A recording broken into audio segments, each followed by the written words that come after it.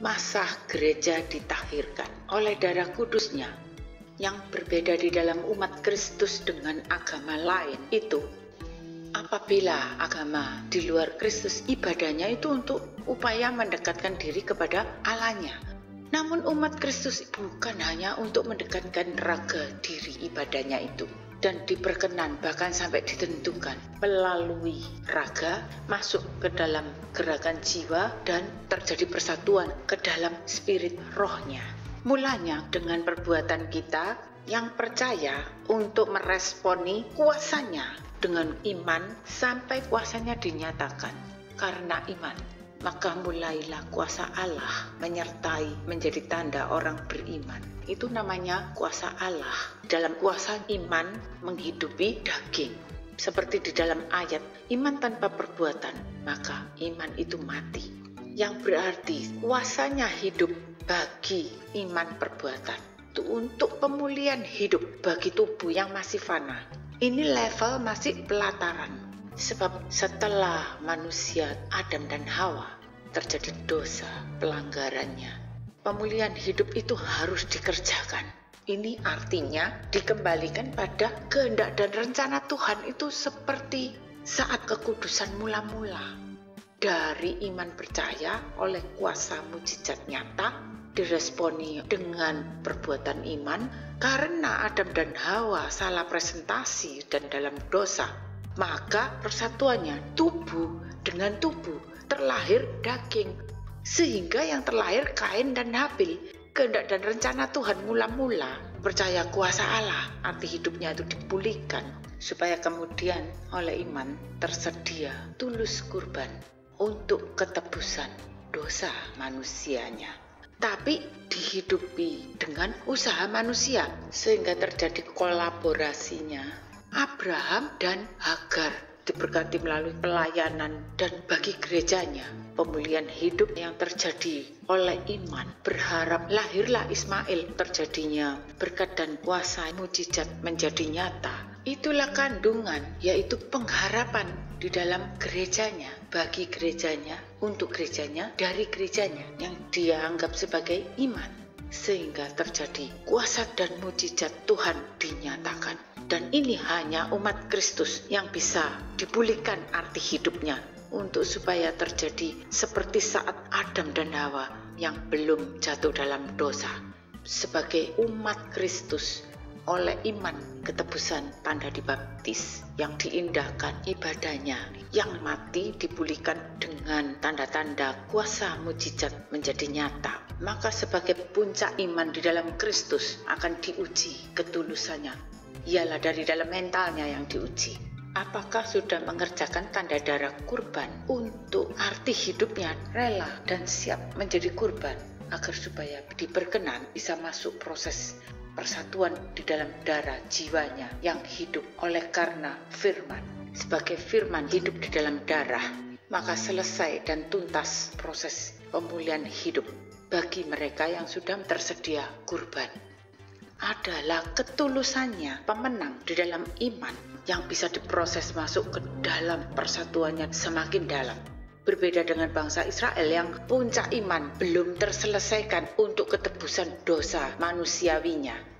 Namun yang telah dibaptis iman kepada Kristus karena terjadi tanda-tanda berkat, mujizat dan kuasa Eloi dinyatakan mengikuti jejak Abraham melalui iman perbuatannya ini. Jadi kehilangan jejak Kristus.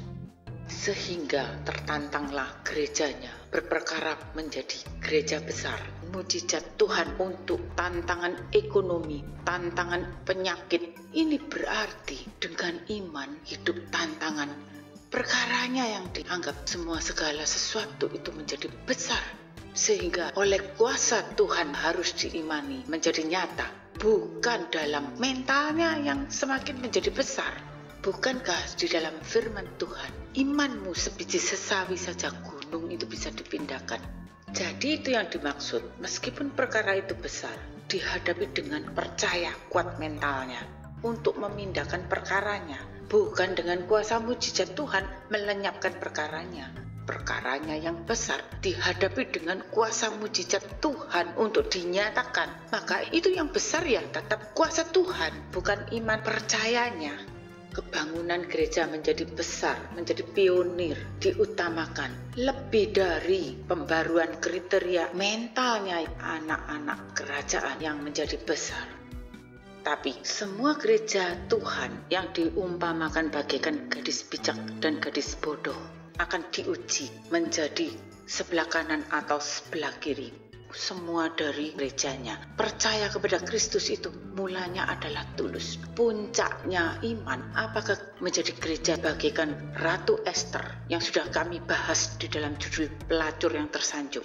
Ketulusannya itu yang akhirnya hilang untuk menjadi pionir, dan iman yang menjadi daging sehidangan dengan raja-raja di dunia ini yang menjadi anggota tubuh gerejanya, yang menjadi penggenapnya, diberkati oleh berkat dunia, akan berbuah kemakmuran hidup raja-raja yang bisa menindas dan membunuh yang tulus pada waktu diproses. Jadi pengajaran di gerejanya, konsep iman raja-raja yang lebih kuat, menggocol di dalam mental yang dipersiapkan sebelum terjadinya perjamuan kudus yang sesungguhnya sebagai tubuh-tubuh Kristus. Nah, itu gereja seperti Esther diakui kemenangan iman seperti yang sudah kami bahas dengan judul Pelacur yang Tersanjung. Tapi yang karena iman itu taat oleh perintah firman, terjadi pengharapan harus digenapi oleh Spirit Roh Kudus. Tidak bisa diwakili oleh berkat raja-raja. Jadi hanya satu pengharapan, tidak mendua hati, tulus, kudus, dan suci. Coba renungkan saudara, bukankah itu perjalanan iman Abraham? Seperti waktu segala sesuatunya sebelum Ishak dilahirkan. Bukankah Abraham itu orang yang percaya atas perintah firman? Namun ini yang terjadi sebagai iman pengharapan di dalam umat Kristus. Berputar-putar mengikuti jejak Abraham yang salah konsep arti hidupnya. Maka kemudian kita telusuri bagaimana menjaga suci dan kudus itu prosesnya.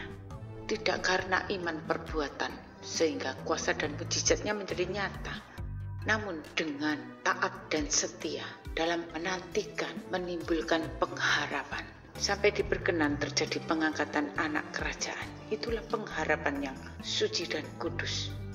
Jikalau untuk berkat kehidupan di dunia ini, bagi orang yang hidup dalam menanti dan terjaga ketulusan dan kesucian hati jiwanya, tetap menjadi murni, seperti yang ada di dalam isi doa Bapa kami, itulah pengharapan, tidak mendua hati, melacurkan diri di pandangan Roh Kudus. Dari sinilah maka akan terjadi proses di dalam jiwa darah itu seperasaan dengan Kristus. Terjadilah kandungan, persatuan, iman menjadi di dalam darah. Itulah pintu ke dalam perjamuan suci dan kudus. Spirit anak kerajaan terjadi oleh tanda darah Kristus. Maka seperti Ibu Yesus, yaitu Gereja Maria yang suci kudus, terjadi persatuan manunggalnya roh di dalam darahnya, di dalam jiwa. Sebagai saksi Yesus firman hidup, itulah perjamuan kudus yang sejatinya. Terjadi sehidangan dalam perjamuan hal kerajaan yang suci dan kudus. Sampai berbuah-buah mental anak kerajaan, terjadilah pengangkatan dan pintu spirit itu terbuka. Mulailah masuk ke dalam pemahaman tentang kehendak dan rencana Roh Kudus. Yang mulanya semua gadis itu seperti Esther, suci, kudus, tulus. Ketika perjamuannya ada kuasa menjadi nyata, sehingga terlahirlah berkat kuasa raja-raja dinyatakan. Dan ini yang ditukar adalah kekudusan, kesucian, ketulusan di hadapan Roh Kudus, sehingga poinnya itu hilang, sudah dicairkan dengan kuasa mujizat menjadi nyata. Jangan dikira yang terjadi berkat kuasa dinyatakan sesuai kehidupan para raja, lalu bisa juga untuk masuk ke dalam bagian gereja yang suci kudus, sudah tidak mempunyai poin. Maka sebagai umat Kristus yang mulai terjadi perbedaan dari suci, kudus, dan gadis yang tulus seperti Gereja Maria, terjadi kuasa perjamuan berbuah sebagai mental kriterianya dialami oleh pengalaman pribadinya, sehingga berkatnya bukan bangunan gereja, namun dasar manusia baru, mental anak kerajaan mulai dibentuk oleh firman. Setelah menjadi gereja pribadinya yang dibentuk, menjadi pula persatuan firman di dalam jiwanya seperasaan sehati dengan Tuhan. Kemudian terjadi pengangkatan dan gereja ini menjadi bait bagi Roh Kudus dan kebangkitan hidup manusia baru. Akal budinya menjadi baru, sepikiran bagi kehendak dan rencana Roh Kudus dalam seluruh kebenaran. Saat ini gereja Tuhan sedang ditahirkan, dikuduskan. Apakah di dalam kuasanya pengharapan iman untuk terjadi seperti perjanjian lama, tanda darah di pintu, berharap kuasa dan mujizat nyata untuk menghalau tulah dari Mesir yang sedang terjadi tulah penyakit dan resesi ekonomi di Mesir di dunia ini. Apakah yang hendak diharapkan sedang dikerjakan atau berharap tanda darah di dalam kriteria anaknya, persatuan di dalam jiwanya, tanda darah perjamuan kudus. Mulanya dari gereja Esther yang tulus dan dalam pelayanannya yang diberkati, namun akhirnya menjadi ibu pelacur Babel. Maka gereja dipisahkan untuk gereja Maria, diberi tanda kudus darah Kristus. Sehingga saat inilah melalui perjamuan kudus, apakah menjadi pengharapan kuasa mujizat nyata atau perjamuan kudus itu untuk pengharapan rela berserah kepada kehendak Bapa yang terjadi, supaya dikuduskan di dalam jiwa ditandai darah kudus. Yang hendak saya ingatkan, tidak akan dikerjakan persatuan itu melalui gereja yang dibangun oleh manusia. Namun gereja Tuhan terjadi persatuan yang dari dalam jiwa dan rohnya. Maka kebangkitan gereja Tuhan, yaitu akal budinya menjadi manusia baru. Dan persatuan itu terjadi di dalam proses Trinity, di proses secara kuasanya, di proses secara firmannya, di proses menjadi bait bagi Roh Kudusnya untuk memahami kehendak dan rencananya. Itulah persatuan manunggalnya manusia terjadi gambaran yang sempurna seperti Yesus. Sebab itu dikatakan untuk membawa pertobatan kembali pada bangsa Israel, bukan Israel yang perjanjian lama itu, yang sudah digantikan Israel yang dalam perjanjian baru. Bahkan sekarang ini sudah di dalam perjanjian Roh Kudus datang. Israel itu adalah yang terlahir di dalam iman Kristus, iman perjanjian baru. Pertobatannya itu mendapat janji Roh Kudus datang.